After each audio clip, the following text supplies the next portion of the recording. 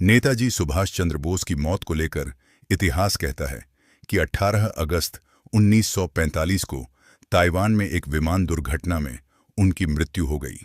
लेकिन आज तक न तो उनका शव मिला, न कोई पोस्टमार्टम रिपोर्ट सामने आई, न ही कोई ठोस सबूत मिला, बल्कि जापान के मंदिर में रखी गई अस्थियों की डीएनए जांच में भी यह साबित हुआ कि वे नेताजी की नहीं थीं।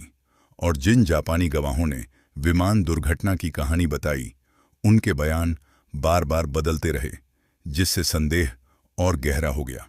क्योंकि अंग्रेज खुद मानते थे कि नेताजी गांधी और नेहरू से भी अधिक खतरनाक थे, क्योंकि उन्होंने आज़ाद हिंद फौज बनाकर अंग्रेजों के खिलाफ सीधी सैन्य लड़ाई लड़ी थी।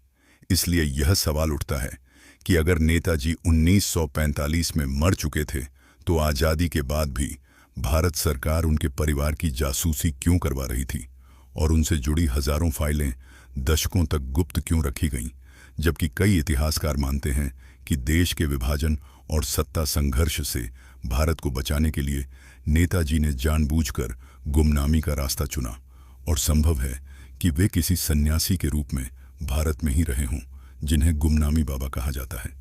लेकिन इस सच्चाई को कभी आधिकारिक रूप से स्वीकार नहीं किया गया।